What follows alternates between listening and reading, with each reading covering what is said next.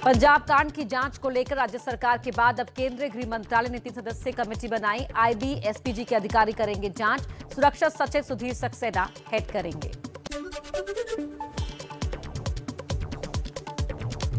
केंद्रीय मंत्री अनुराग ठाकुर का बड़ा बयान, कहा गृह मंत्रालय जानकारी हासिल कर रहा है, बड़े और कड़े फैसले लिए जाएंगे।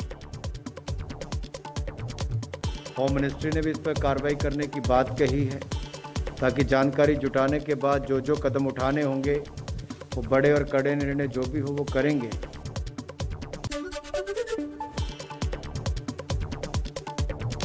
सूत्रों के मुताबिक केंद्रीय कैबिनेट की बैठक में पीएम की सुरक्षा में सेंध पर सभी मंत्रियों ने चिंता जताई है। कई राज्यों में बीजेपी ने प्रदर्शन भी किया। पीएम की सुरक्षा में सेंध को लेकर पंजाब सरकार ने भी हाई लेवल कमेटी बनाई। हाई कोर्ट के रिटायर्ड जज और प्रधान सचिव कमेटी में शामिल। 3 दिन में रिपोर्ट सौंपेगी कमेटी।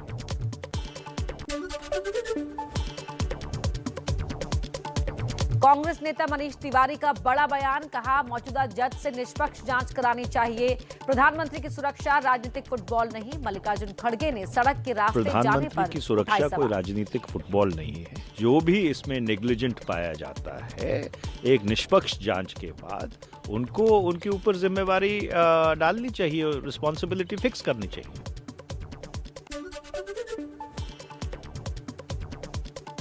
पीएम मोदी ने राष्ट्रपति कोविंद से मिलकर पंजाब की घटना की जानकारी दी। राष्ट्रपति ने सुरक्षा में चूक पर जताई चिंता। 27 पूर्व आईपीएस अधिकारियों ने राष्ट्रपति को चिट्ठी लिखकर तत्काल कार्रवाई की मांग की। कांग्रेस अध्यक्ष सोनिया गांधी का सीएम चन्नी को निर्देश, कहा मामले में जो भी जिम्मेदार हो उसके खिलाफ कड़ी कार्रवाई हो। पीएम की सुरक्षा में कोई चूक नहीं होनी चाहिए।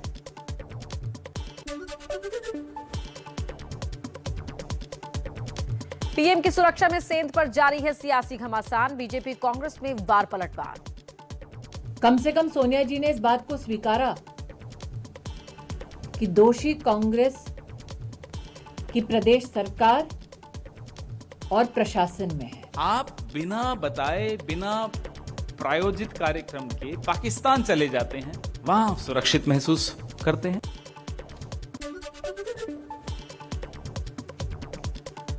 पंजाब बीजेपी अध्यक्ष अश्विनी शर्मा ने कहा पीएम की सुरक्षा में चूक नहीं, साजिश है। पंजाब सरकार की शह पर साजिश हुई।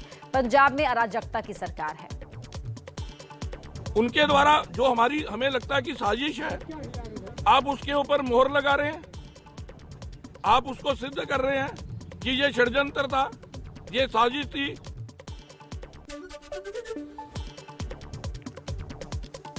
अकाली दल के अध्यक्ष सुखबीर सिंह बादल ने कहा पंजाब में गुंडागर्दी का राज है, कोई कानून व्यवस्था नहीं। प्रधानमंत्री की सुरक्षा में सेंध चिंताजनक है। अशोक गहलोत और भूपेश बघेल ने पीएम की सुरक्षा में चूक को बताया कांग्रेस को बदनाम करने की साजिश। जांच की मांग की, कहा रैली में भीड़ नहीं थी इसलिए ये सब किया गया। चुनाव 5 राज्यों में है, इन पार्टी को बदनाम करने के लिए। सुरक्षा एक बहाना है, आप केवल राजनीति चमकाने गए थे।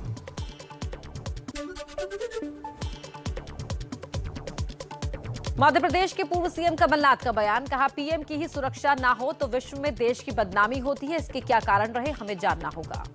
प्रधानमंत्री की रक्षा ना हो पाए, ये पूरे विश्व में देश की बदनामी होती है, पर इसके क्या कारण थे, इसकी इंक्वायरी हो रही है।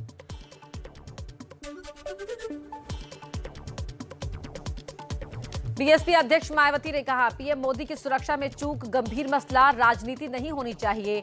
मामले की निष्पक्षता से जांच के बाद दोषियों को मिले सजा। चलिए आगे बढ़ते हैं, कुछ और अहम खबरें अब आप तक पहुंचाएं तेज रफ्तार में। पीएम की सुरक्षा में चूक को किसान नेता राकेश टिकैत ने बीजेपी का पॉलिटिकल स्टंट बताया। कहा चुनाव में इसका कोई फायदा नहीं मिलेगा। पूर्ण रूप से एक सहानुभूति बटोरने का एक सस्ता जरिया ढूंढने की कोशिश करी गई है। भारतीय किसान संघ के नेता सुरजीत सिंह फूल ने माना किसानों ने ही किया था प्रदर्शन। पुलिस ने बताया था प्रधानमंत्री सड़क मार्ग से आ रहे। प्रधानमंत्री की लंबी उम्र के लिए देश भर में पूजा अर्चना की जा रही है। सीएम योगी ने काशी विश्वनाथ मंदिर में पूजा अर्चना की।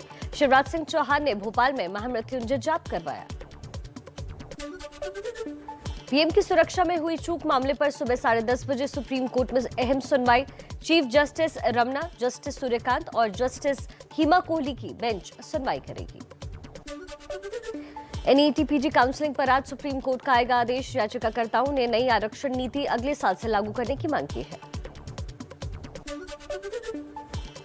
कोरोना और ओमिक्रॉन के खतरे को देखते हुए सुप्रीम कोर्ट में आज से वर्चुअल सुनवाई होगी। 10 जनवरी से केवल जरूरी मामले ही सुने जाएंगे।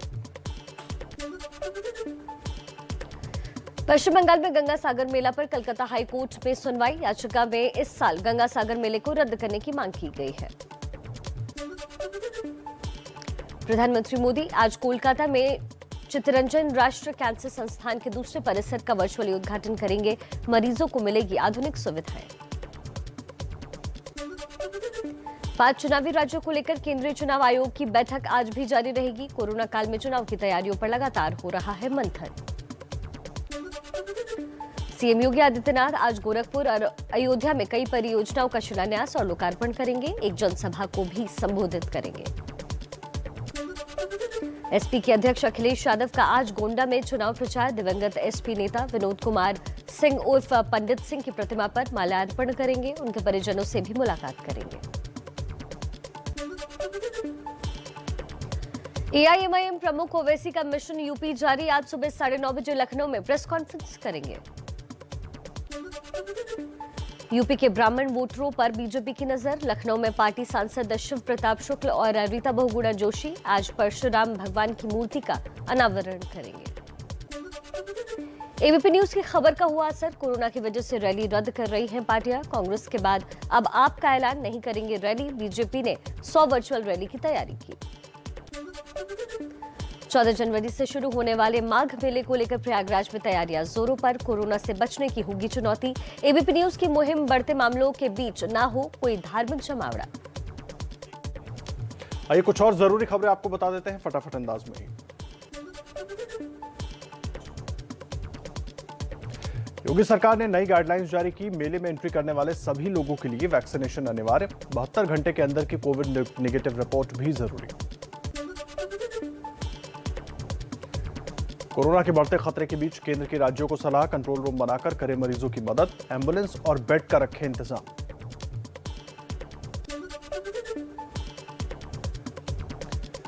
राजस्थान के मुख्यमंत्री अशोक गहलोत कोरोना संक्रमित हुए। ट्वीट कर दी जानकारी। संपर्क में आए लोगों से आइसोलेट होने और टेस्ट कराने की अपील की।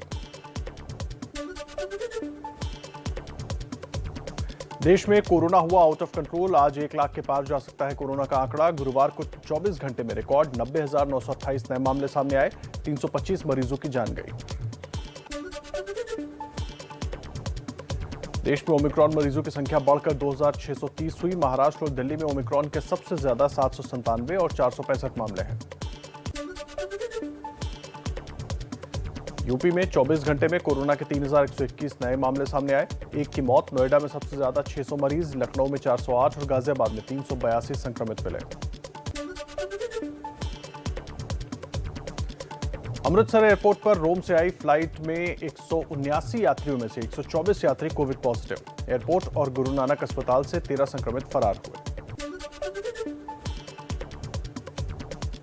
कोरोना पर पंजाब सरकार की नई गाइडलाइंस। सभी सरकारी और निजी दफ्तर 50% स्टाफ के साथ खुलेंगे। बार, मॉल, रेस्टोरेंट, सिनेमा, मल्टीप्लेक्स 50% क्षमता से चलेंगे। रात 10 बजे से सुबह 5 बजे तक कर्फ्यू। बिहार के सभी स्कूल, कॉलेज और कोचिंग संस्थान 21 जनवरी तक बंद रहेंगे। मंदिर और पार्क भी बंद रखने का फैसला। राज्य में कोरोना के एक्टिव केस बढ़कर 5,785 हुए। देश में टीकाकरण का आंकड़ा 150 करोड़ के करीब पहुंचा। 24 घंटे में 95 लाख लोगों को कोरोना की वैक्सीन लगाई गई।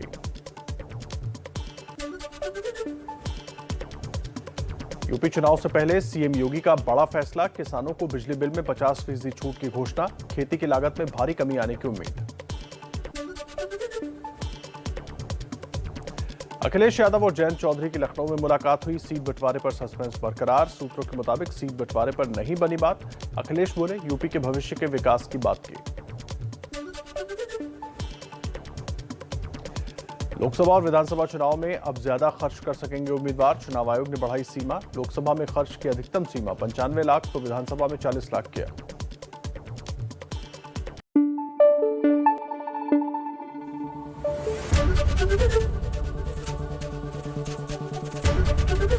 एबीपी न्यूज आपको रखे आगे।